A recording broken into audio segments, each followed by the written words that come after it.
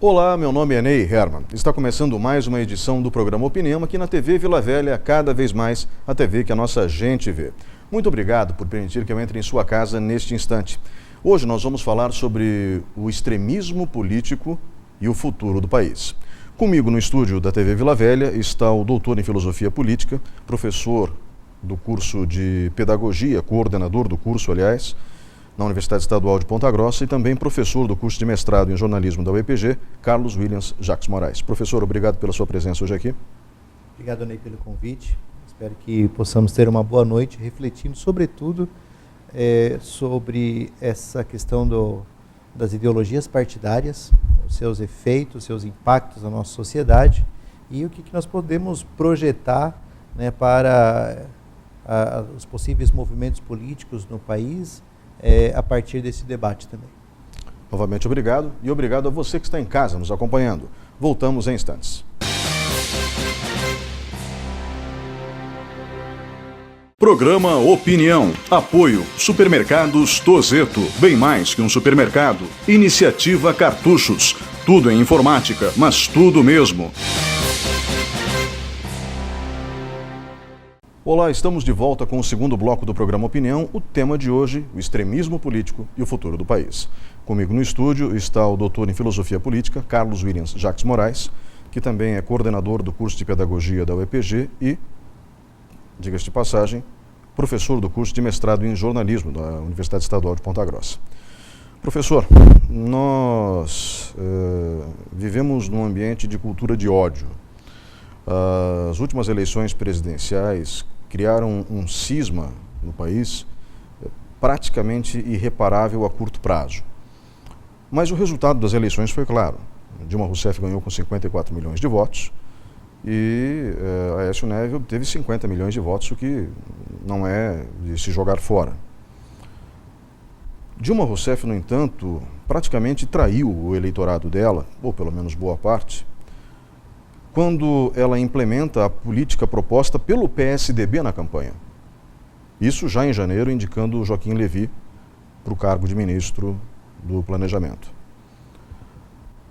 Nessa sequência de eventos, temos todas as investigações da Lava Jato e Aécio Neves pego com a mão no pote de dinheiro. Ou seja, não resta dúvida que ele é culpado, falta apenas alguém com coragem dentro do Supremo Tribunal Federal para colocá-lo na cadeia, que é o lugar dele, de acordo, repito, com as provas levantadas e apresentadas e veiculadas pela mídia. Mas aí nós estamos falando de situações reais e concretas. Mas no imaginário popular dos apoiadores de cada grupo, isso não existe. O que existe é apenas o defeito no outro.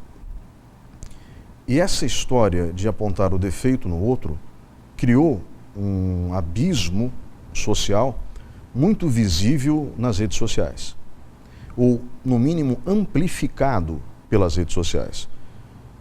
A participação das redes sociais nesse processo a gente pode abordar agora ou depois, tanto faz, mas, em primeiro lugar, o Brasil tem cultura ideológica, politicamente falando, suficiente para criar esse abismo?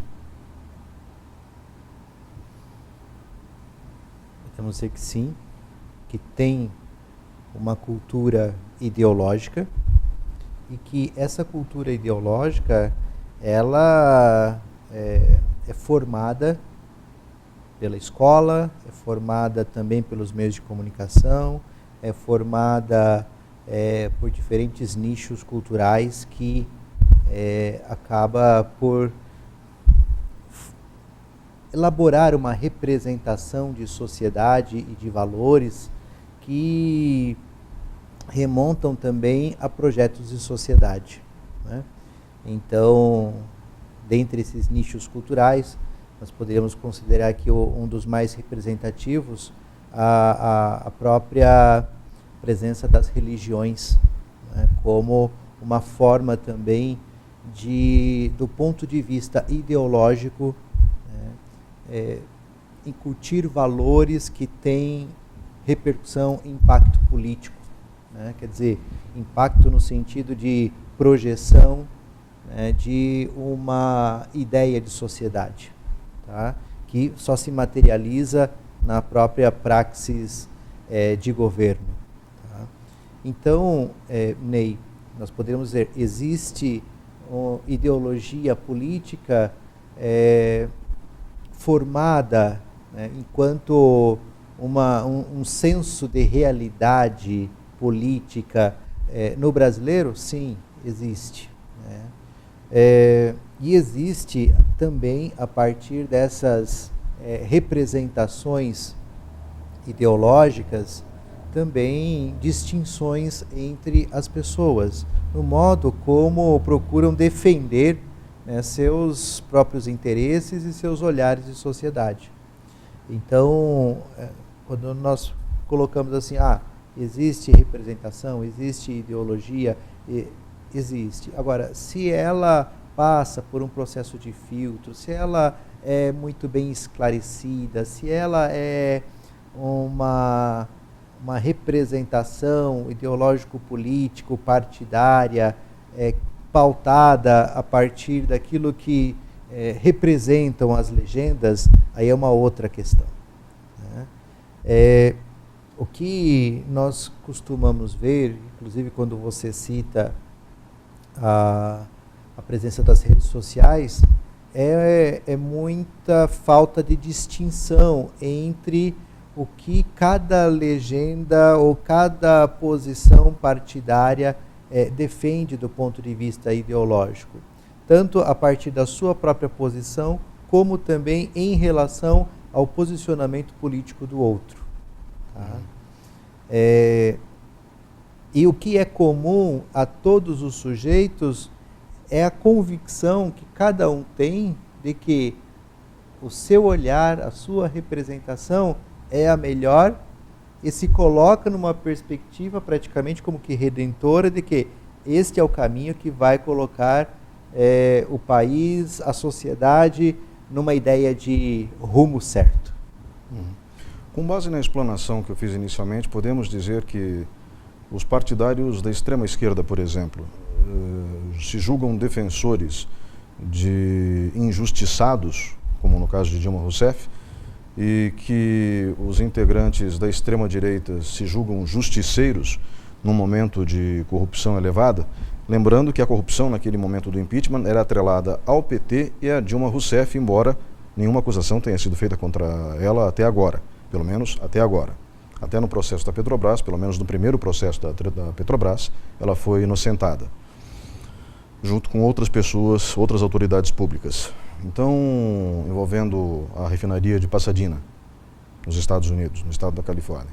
Então, o que eu gostaria de saber é o seguinte: esse senso distorcido de justiça, ou pelo menos em parte, ele tem agravado a cultura do ódio e o extremismo político?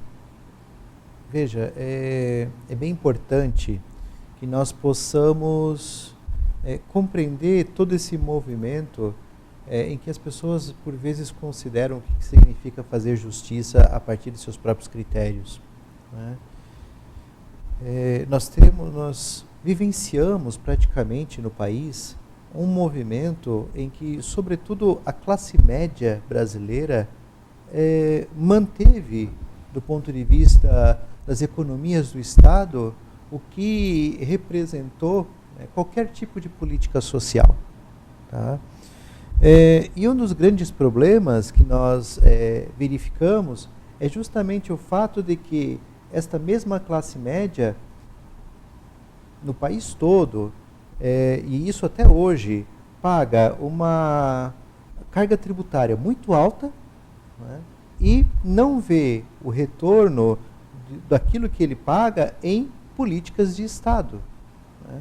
Então você acaba muitas vezes pagando 2, 3 vezes, além de pagar o Estado, serviços como educação, segurança. Você paga a escola privada, você paga o sistema de segurança privado, você paga ao mesmo tempo pedágios, né, para poder também ter o serviço de transporte, você paga plano de saúde, né, e paga o Estado. Quer dizer, é claro, chega um determinado momento que esta classe média que mantém toda essa estrutura e tenta também ao mesmo tempo se manter, porque não vê a qualidade, né, desejável nessa alta carga tributária, chega um determinado momento que naturalmente as pessoas se revoltam, né?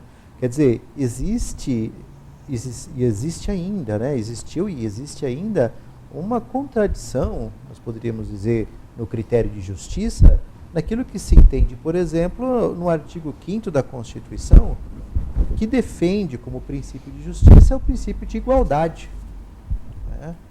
Quer dizer, todos são iguais perante a lei, né?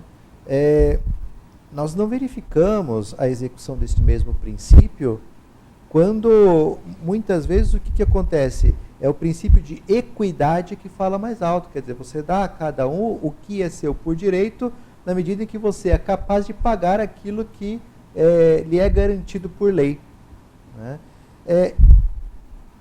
No fundo, uma política de equidade, ela deveria ser uma política meio para que haja igualdade. Mas no país que nós vivemos, nós não verificamos isso. A equidade se tornou princípio, especialmente para tornar as pessoas, a partir de suas diferenças, cada vez mais diferentes.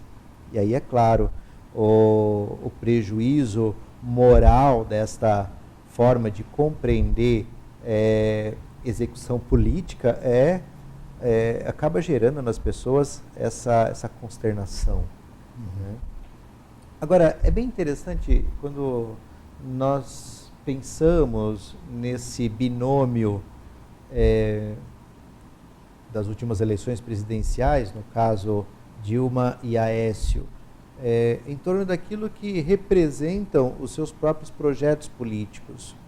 E aí, Ney, eu considero que esses projetos políticos não podem ser vistos como de extrema esquerda ou extrema direita, né? Eu vejo muito mais tanto o projeto político de um quanto de outro, né, historicamente falando, e também depois percebendo a implantação de suas próprias políticas, seja no plano federal por parte de Dilma e os governos do PT, seja também por parte de governos de estado, como Minas Gerais ou como o estado de São Paulo e atualmente no Paraná, perspectivas políticas e econômicas muito próximas, né? De um lado, é claro, com um pouco mais de intervenção de Estado, né, ou com um incentivo maior à iniciativa privada, tá?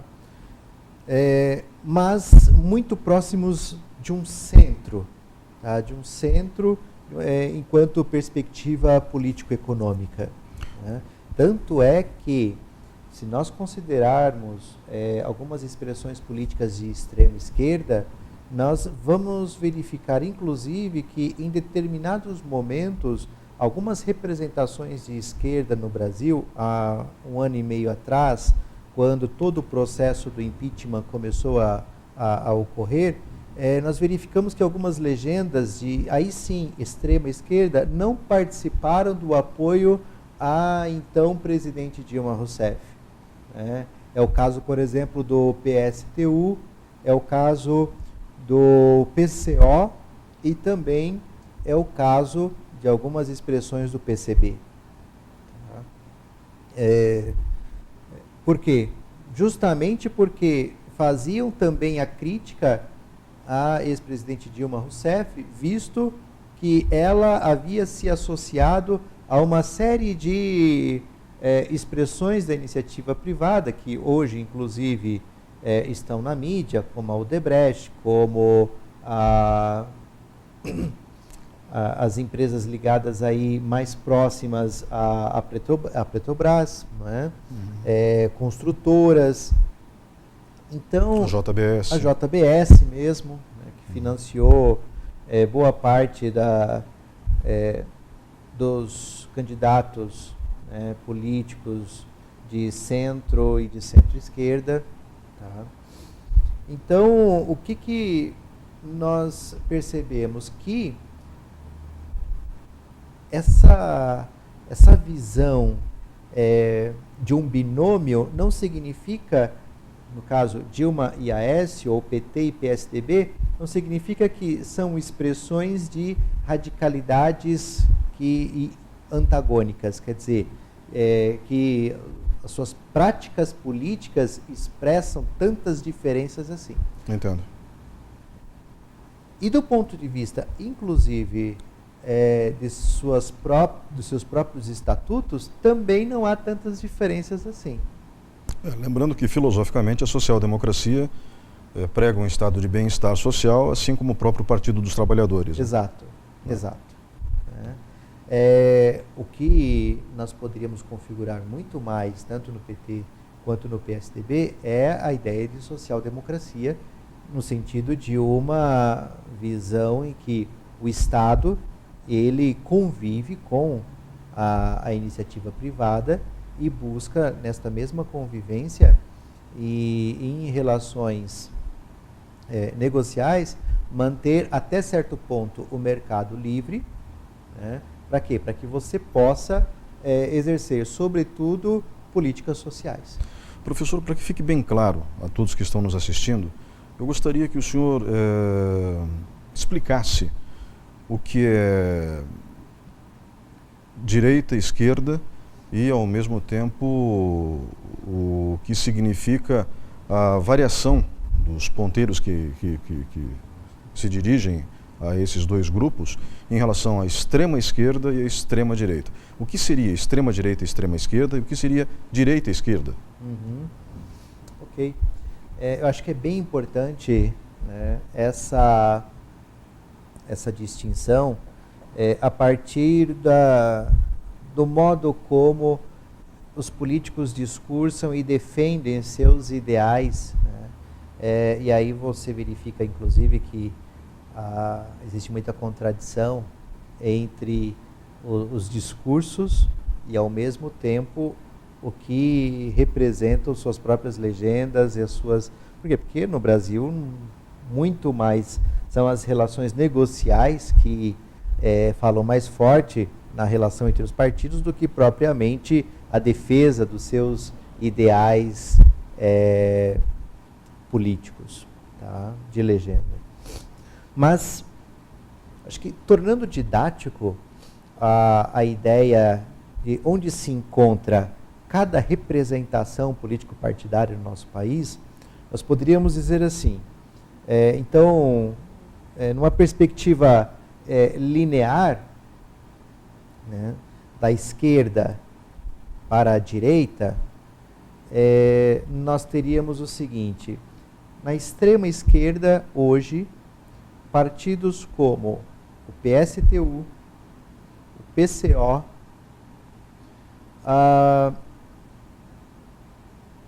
também o PSOL, tá? Acho que seriam assim as expressões mais significativas de uma extrema esquerda em que e o PCB, né, Partido Comunista Brasileiro. Que foi ressuscitado, né? Foi ressuscitado, que tem na figura do Mauro Iasi, eu acho que uma representação muito conveniente dos seus ideais. Por quê? Porque ali sim você verifica uma coerência entre representação e prática política. Apenas lembrando as pessoas, o antigo PCB se transformou no PPS, né, de Roberto Freire. Sim. Né? E agora, obviamente, o PPS tem uma ideologia muito distinta da ideologia do PCB, e o antigo PCB, o antigo partidão, acaba de ser restaurado, digamos assim. Exato. Mas então o senhor falava das siglas partidárias, isso na extrema esquerda. Isso, na extrema esquerda. Tá?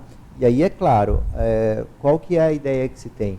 A ideia é de que, do ponto de vista político e econômico, tudo se encontra onde? Nas mãos do Estado. Tá? E é claro, para que você possa, sem nenhum tipo de mercado livre, né? As relações de mercado, nesse caso, as relações econômicas, elas só são possíveis entre países que comungam da mesma ideologia política. Tá? Essa visão político-econômica foi muito mais forte nas décadas de 60, 70, né, e declinou com a queda da União Soviética a partir dos anos de 1980. Então, dentro dessa teoria, o Estado é responsável por tudo, não existe nenhuma expressão do capitalismo, não existe propriedade, tudo pertence ao Estado praticamente. A abolição da propriedade privada. Né? Uhum. No fundo, o que está em jogo é a propriedade privada e como que o Estado vai administrar ou assegurar esta mesma propriedade. Uhum.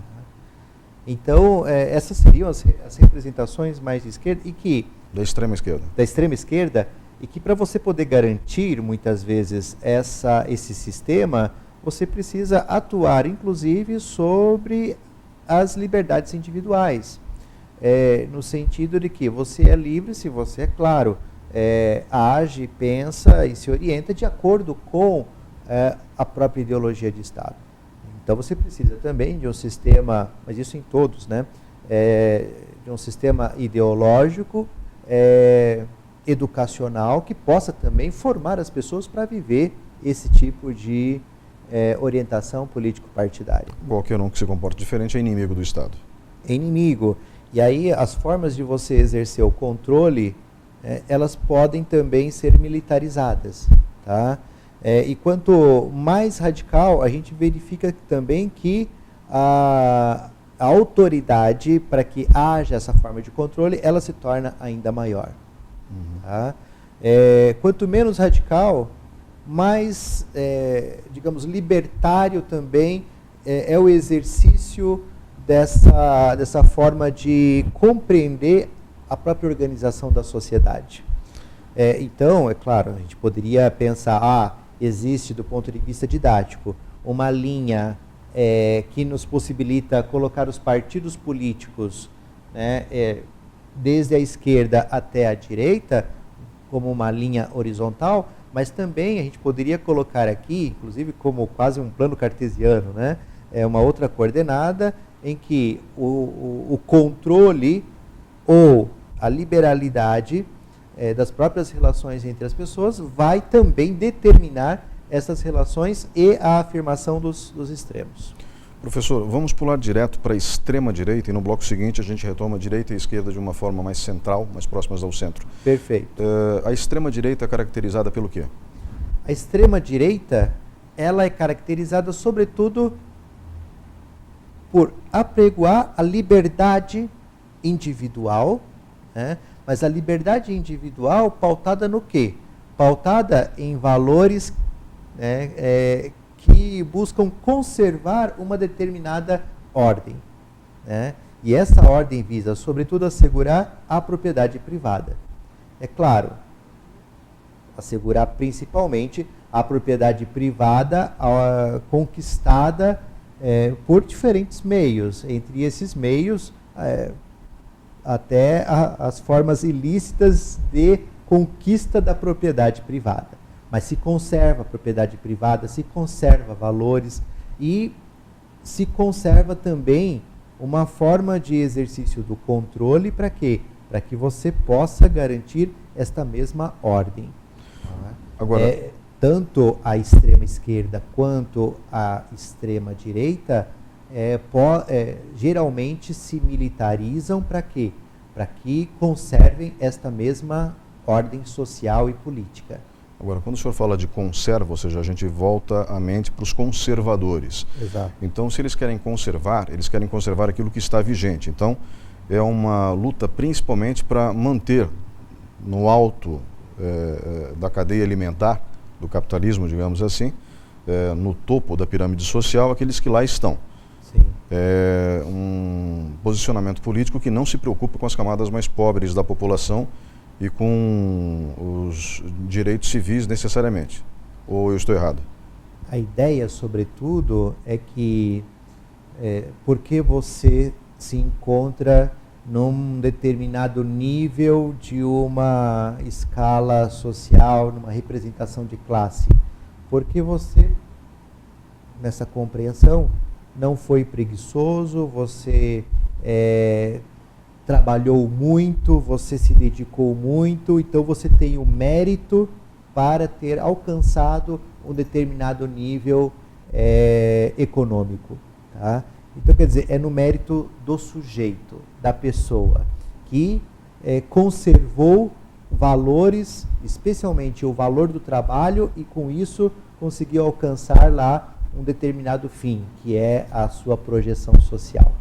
Nesta concepção de que o Estado também precisa ser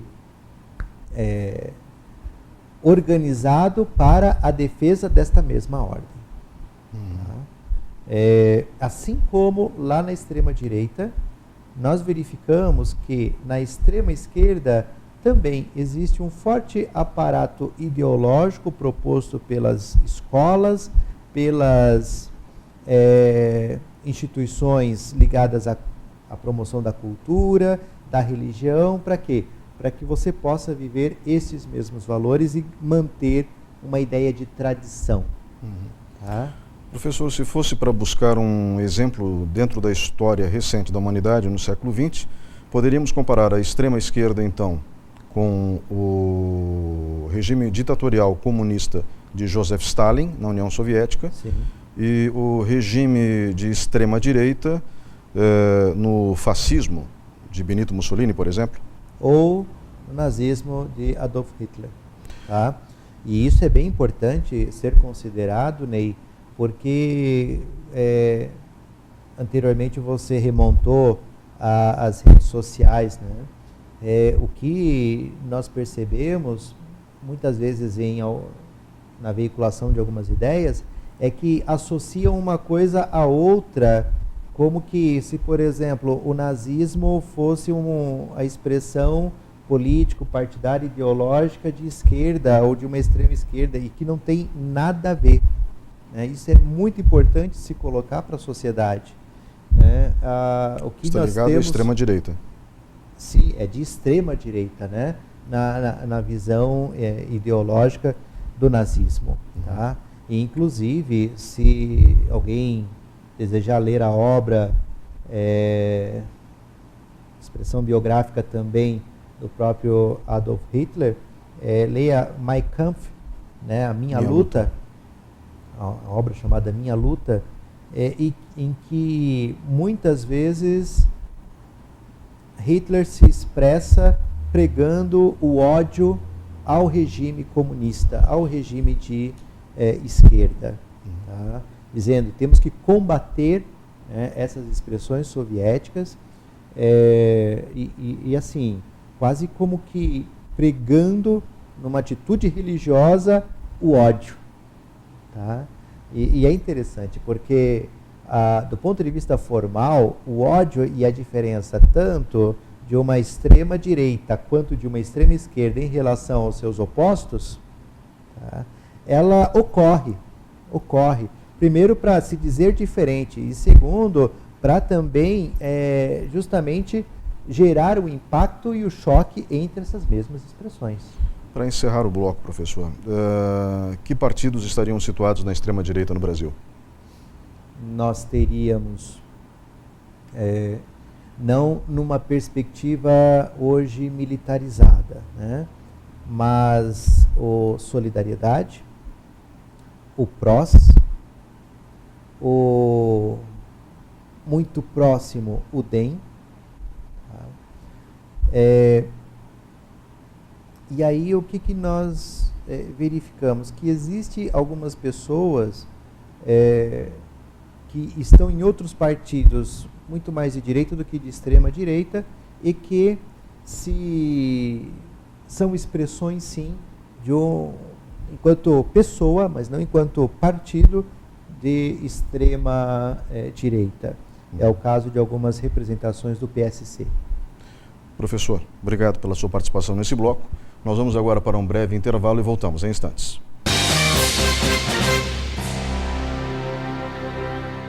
Programa Opinião. Apoio Supermercados Tozeto. Bem mais que um supermercado. Iniciativa Cartuchos. Tudo em informática, mas tudo mesmo. Olá, estamos de volta com o terceiro bloco do programa Opinião. O tema de hoje, o extremismo político e o futuro do país. Comigo no estúdio está o professor Carlos Williams Jacques Moraes, que é coordenador do curso de Pedagogia da Universidade Estadual de Ponta Grossa, professor do curso de mestrado em jornalismo da UEPG e também doutor em filosofia política.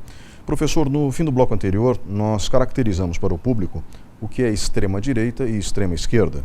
Talvez alguns extremistas aqui nominados e exemplificados nos partidos acabem se ofendendo, porque nós fizemos uma comparação histórica também, relacionando a extrema-direita ao nazismo e ao fascismo e a extrema-esquerda ao comunismo de Joseph Stalin. Curiosamente, embora eles defendam práticas econômicas diferentes, as práticas políticas acabam sendo muito similares, né? Ou seja, tanto incapacidade de enxergar o outro, o diferente, quanto a dominação através da força. Ney, é muito importante considerar o seguinte, que essa leitura, é claro, é sempre uma leitura didática, né, que te possibilita colocar aí, alocar algumas práticas políticas em torno de alguns projetos de sociedade e os seus posicionamentos. Tá? Agora, quando nós colocamos hoje, digamos, o PSC na representação de alguns políticos como extrema-direita, é sempre importante considerar o que é o PSC, o Partido Social Cristão, né? Uma representação de tanto seja do PSC ou seja também do PSDC, né? Também a social-democracia cristã, deveriam representar formas muito mais pela expressão cristianismo de uma perspectiva de centro do que uma perspectiva de extrema direita. Mas não é isso que nós verificamos na praxis política, aliás, na prática política. Por quê? Porque não existe no nosso país praxis política no sentido de que existe uma coerência entre a teoria pautada nos estatutos e na ideologia e o exercício da política propriamente dita, né? Quer dizer, a atividade política. A atividade política se sobrepõe a partir de relações negociais entre os partidos, né? Se sobrepõe à teoria e à ideologia. Então não há praxis política. No fundo, nós poderíamos pensar, quando que podemos vislumbrar para o futuro uma reinvenção da política no Brasil? Quando ocorrer praxis política e as pessoas forem formadas desde cedo para o exercício de uma praxis política. Mas não é o que nós temos. Nós temos, nessa relação teoria e prática política, o fato de que se sobrepõe a atividade em práticas negociais e rasas entre os sujeitos, né, e determinando, o que é pior, a vida das pessoas. Uhum. Agora, quando a gente fala de direita e esquerda, tirando os extremos, obviamente nós falamos em posições firmes em relação às suas crenças na economia e na política, ou na ideologia no mínimo, mas não de maneira ditatorial. Seria isso? Sim. Nós poderíamos dizer com maior flexibilização, né, da convivência dos sujeitos com diferentes formas de organização política e econômica. Então, vamos pensar aqui primeiro do lado da esquerda, né? Quando hoje o PCdoB, o PT, a Rede Sustentabilidade, quer dizer, seriam, acho que, 3 manifestações maiores do que significa esquerda. Tá? Por vez, um ou outro sujeito, né, quer dizer, político do PSOL, mas não propriamente enquanto expressão político-partidária, que daí seria de uma extrema esquerda. Mas eu acho que esses 3 representam muito bem o que seria a esquerda, propriamente dito. E a esquerda defende uma ação mais presente do Estado em praticamente todas as esferas da sociedade, principalmente na economia. Como princípio e como fim. Agora, se nos meios você pode fazer parceria público-privada para atingir o fim, que é o da intervenção do Estado, tudo bem, né? Se até aceita. Perfeito. E no caso da direita, professor, daí eles no pregam... caso da direita, minimização do papel do Estado, tá? Quer dizer, você diminui o papel do Estado, para quê? Para fazer com que alguns serviços sejam realizados, garantidos pela iniciativa privada. Por vezes, essa garantia de serviços ocorre mediante a venda de empresas estatais, que até um determinado tempo realizam esse tipo de prestação de serviços. É o que nós estamos hoje verificando na atual política brasileira, tanto na esfera federal, como na esfera estadual e também municipal. E, de outro lado, você também pode minimizar o papel do Estado mediante o quê? Mediante concessões de serviço. Né? É o caso, por exemplo, de alguns serviços como tem sido realizado privatizações em aeroportos. Então, quer dizer, não é uma privatização do que é a venda total. Existe o quê? Uma concessão a uma determinada empresa por um tempo e depois desse período você pode ou não renovar contratos, ou realizar novos contratos com outras empresas. Mas o que não vai acontecer? É a intervenção direta do Estado nesse caso. Tá? O que aconteceria, por exemplo, lá numa representação de esquerda. Né?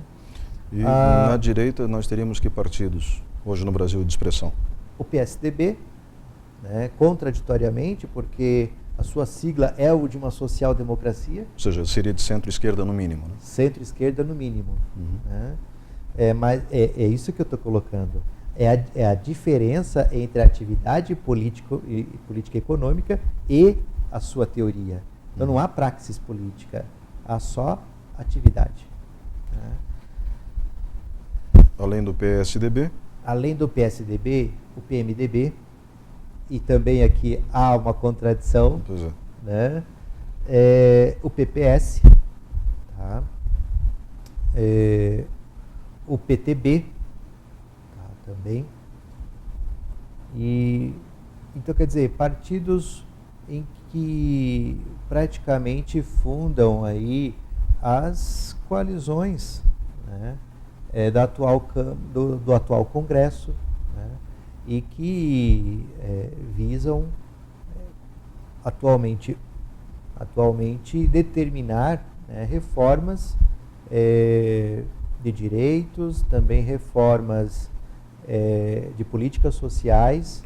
Por quê? Porque é a defesa da sua forma de compreender, né, a sociedade de hoje.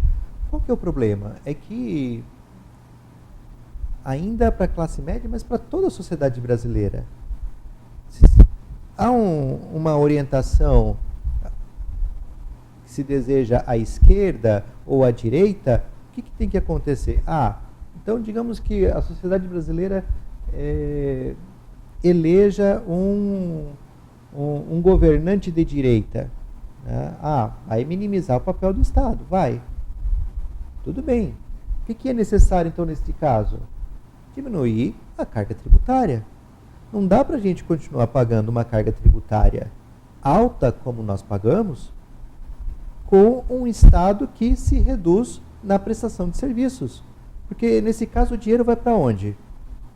Bom, todo mundo sabe, né? Vai para a corrupção tão condenável, né, como foi condenada na prática política de regimes de esquerda no Brasil, né? Ou se torna também objeto da especulação dos próprios bancos, né? E para o pagamento de juros, né? E para o abatimento de dívidas bilionárias de empresas que só tiram recursos do próprio país, mas que não também dão um retorno satisfatório para esse mesmo país que eles bancam? Tá? Professor, o tema do programa é o extremismo político e o futuro do Brasil. Quando o senhor coloca esses dois posicionamentos, já não de extremos, né, mas posicionamentos clássicos de esquerda e direita, nós vemos sempre a possibilidade de um diálogo. Em primeiro lugar, o que aconteceu depois das eleições foi um grau de intolerância muito grande por parte da direita por ter perdido a eleição, e depois um grau de intolerância muito grande por parte da esquerda quando Dilma Rousseff afastada do poder definitivamente.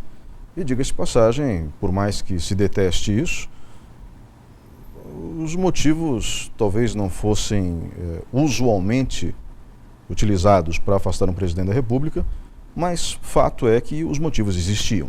Eles estavam ali e fim de papo. A única falha que o Senado cometeu foi não ter cassado os direitos políticos de Dilma Rousseff por 8 anos, ou seja, a lei é muito clara. Eles desrespeitaram a Constituição da República Federativa do Brasil naquele instante. Mas o que se esperar do Senado, né? Então, infelizmente. Nesse caso específico de Dilma Rousseff, então nós temos um número sem fim de pessoas fazendo o ataque da esquerda à direita, principalmente depois que, visivelmente, o governo de Michel Temer começa a apresentar problemas, diga-se de passagem, no que se refere basicamente à honestidade.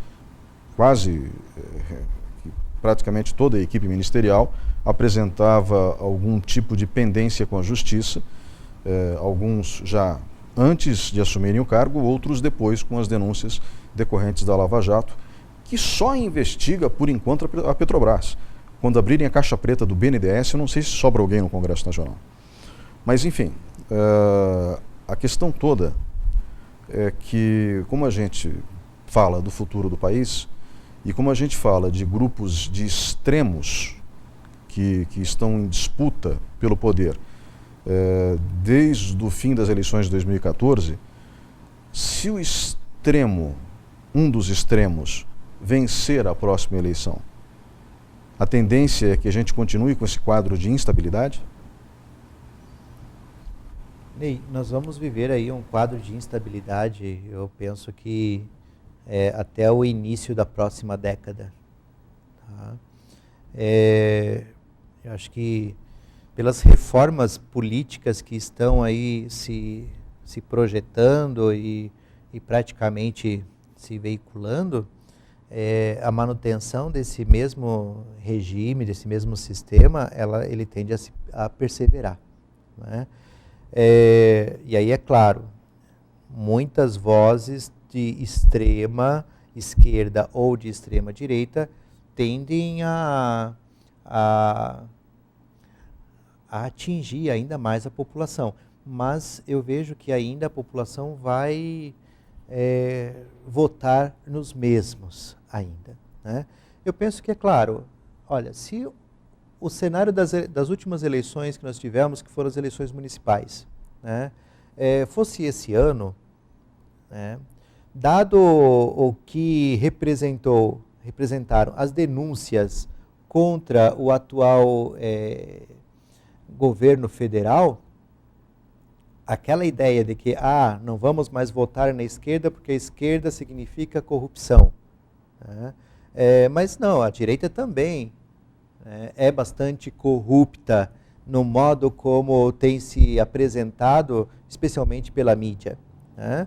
Então, e assim, não significa, porque nós temos um Estado muito grande e amplo, e isso gera corrupção. Não, a corrupção também se encontra nas empresas. Né? A corrupção, veja, o que é o caso aí da JBS, o que é o caso da Odebrecht, né? Se não, também formas de organização da corrupção e de relações negociais com o próprio Estado. Tá? Se você tem até um departamento de propina né, mantido pela própria empresa, então, quer dizer, também na iniciativa privada não é garantia de fim de corrupção, né? O problema é a gestão do dinheiro público. É aí que se encontra o problema. Né? Mas para dizer, o que a gente pode esperar, né? Poderíamos esperar que, se fossem as eleições municipais esse ano, o cenário certamente seria diferente. No mínimo mais equilibrado. Mais equilibrado. Né? Por quê? Porque tanto, eu acho que do ponto de vista moral, a direita não teria tantos argumentos assim para criticar a esquerda. Não é? Agora, nós estamos aí num momento em que questões econômicas elas estão aí gerando alguns números positivos, né? Mas do ponto de vista social, o que nós percebemos é que a fila do desemprego não mudou muito, né? E os recursos, especialmente para alguns serviços básicos como saúde e educação, têm diminuído, né? Então, a sociedade brasileira ela vai ter que vai chegar um momento em que ela vai ter que verificar, olha, que tipo de Estado nós queremos, né? Quer dizer, é o Estado ainda na concepção de que ele precisa garantir os serviços e se ampliar cada vez mais, ou de um Estado mínimo que vai apenas garantir e preservar o exercício das empresas para a prestação de serviços essenciais à população. Tá? Então, eu acho que esses são dilemas que a sociedade brasileira vai se encontrar, mas que não vai ser capaz, eu acho que, de responder a esse dilema já para 2018. Tá?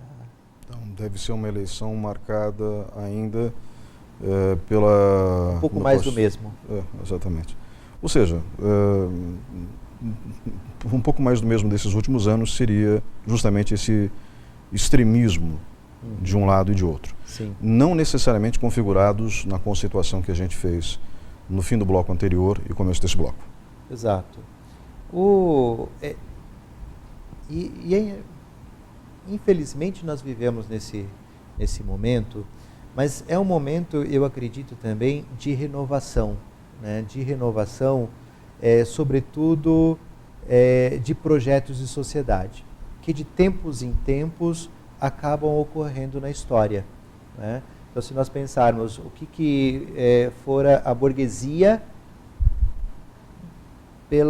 mais ou menos pelo século XVII e século XVIII, seria aquilo que representaria, digamos, hoje, um papel de esquerda, e que na história se tornou, posteriormente, direita.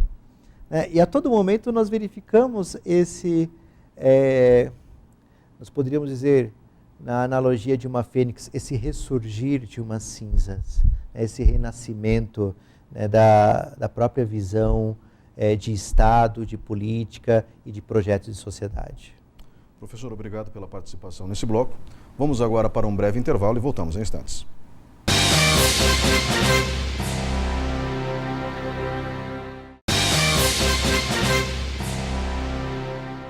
Olá, estamos de volta com o quarto e último bloco do programa Opinião. O tema de hoje, o extremismo político e o futuro do país. Comigo no estúdio está o coordenador do curso de Pedagogia da Universidade Estadual de Ponta Grossa, professor do curso de mestrado em jornalismo da UEPG e doutor em filosofia política, Carlos Williams Jacques Moraes. Professor, antes de mais nada, obrigado pela sua presença hoje aqui e eu deixo para as considerações finais uma última pergunta. É possível construir um ambiente de diálogo para 2018, tendo em vista a necessidade de retomada do crescimento econômico e da geração de empregos? Ok, Ney. Eu penso que